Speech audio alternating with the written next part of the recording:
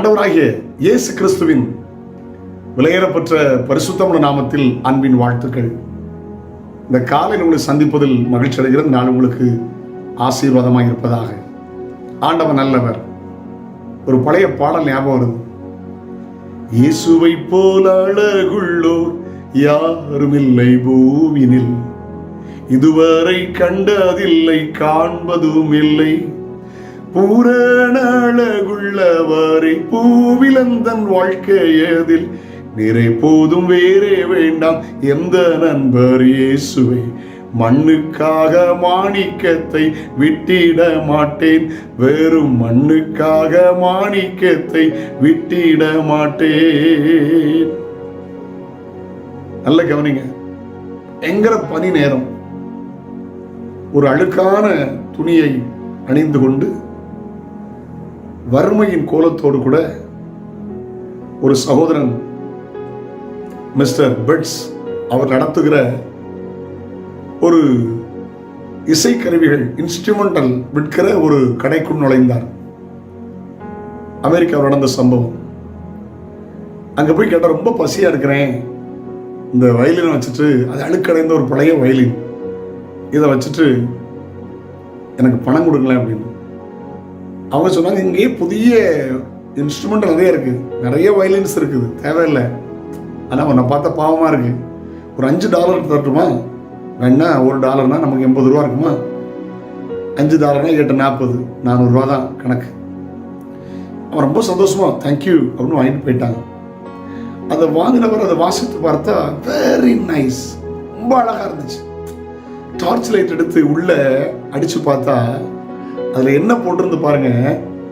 1700 1720 உலகத்தில் மிக ஃபேமஸா இருந்த ஒரு வயலின் தயாரிப்பாளர். அவருடைய பேர் ஆண்டோனி ஸ்ட்ராதிவாரி. ஆண்டோனி ஸ்ட்ராதிவாரி என்கிற பெயர் பதிக்கப்பட்டிருந்தது. அவர் அதிலிருந்து போனார். 1700 1720 வரையிலும் இந்த ஆண்டோனி ஸ்ட்ராதிவாரி என்பவருடைய அந்த வயலின் தான் பயங்கர ஃபேமஸ். வெளியில தேடி ஓடினார். அந்த மனுஷனுக்கு சில $1000 கொடுக்கலாம்னு தேடி ஓடினார். ஏன்னா அது சரித்திர சான்றுள்ளது. அவனை பார்க்க முடியவில்லை.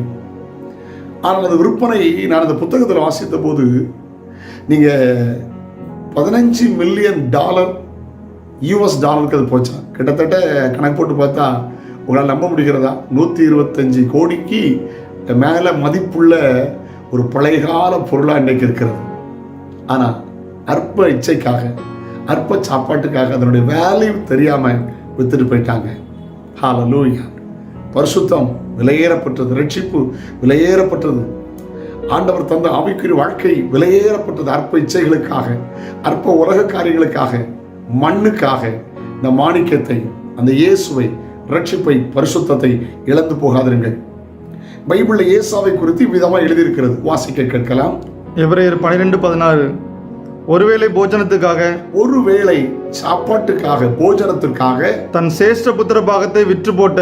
சேஷ்ட புத்திர பாகம்னா மூத்தவனா பிறந்தது எக்ஸ்ட்ரா ஒரு பங்கு. நம்முடைய பழைய தமிழ் சேஷ்ட புத்திரன் மூத்தவன், கனிஷ்ட புத்திரன் கடைசி உள்ளவன், மூத்தவனுக்கு எக்ஸ்ட்ரா ஒரு பங்கு. ஒரு நேர சாப்பாட்டுக்காக தன் சேஷ்ட புத்திர பாகத்தை விற்று போட்ட ஏசாவை போல சீர்கெட்டவனாகவும் இராதபடிக்கும் எச்சரிக்கையார்கள். ஏசாவை போல சீர்கெட்டவனாக இராதபடி எச்சரிக்கையார்கள். அழுது மனமாறுதலை அடையாமற் போனான் எழுதியிருக்கிறது. ஆண்டவர் தந்த ரட்சிப்பு சாதாரணமானதல்ல. ஆண்டவர் தந்த பரிசுத்தம் சாதாரணமானதல்ல. ஆண்டவர் தந்த கிருபை வரங்கள் சாதாரணமானதல்ல. இந்த மண்ணுக்காக மாணிக்கத்தை விட்டுறாதுங்க. மிஸ்டர் பெட்ஸ் வாங்கின $5 வாங்கின அந்த வயலின், அந்த ஆண்டோனி அவர்களால் தயாரிக்கப்பட்டது 1700 1720 கிட்டத்தட்ட $15 மில்லியன் மதிப்புள்ளதாய் மாறிற்று. இயேசு விலையேறப்பட்டவர். அவர் தந்த ரட்சிப்பு விலையேறப்பட்டது. இவ்வளவு பெரிதான ரட்சிப்பை குறித்து கவலையிட்டு இருந்தால் எப்படி தண்டனைக்கு தப்பித்துக் கொள்வீர்கள்? மண்ணுக்காக மாணிக்கம் இயேசுவையும் அவர் தருகிற ஆவிக்குரிய வாழ்க்கை இழந்து போகாதுங்கள். அந்த சிந்தனையோடு வாழுங்கள். இயேசு உங்களை ஆசீர்வதிப்பார். ஜெபிக்கலாமா? தகப்பனே, நாங்களும் இந்த மண்ணுக்காக, இந்த ஏசாவை போல சேஷ்ட புத்திர பாகத்தை இழந்து போன சீர்கெட்டவனாக ஏசாவை போல வாழாதபடி ஆண்டவரே அழுது ஆண்டவரத்தில் போராடி இஸ்ரவேலாய் மாறின ஆண்டவரே யாக்கோபை போல எங்களை மாற்றும். நாள் உங்களுக்கு ஆசீர்வாதமாக இருக்கட்டும். இயேசுவின் நாமத்தில் ஜெபங்களும் பிதாவே, ஆமென், ஆமென். நாளை உங்களை சந்திக்கிறேன். அது ஆண்டோட கிருபை உங்களை தாங்குவதால். God bless you. Have a nice day.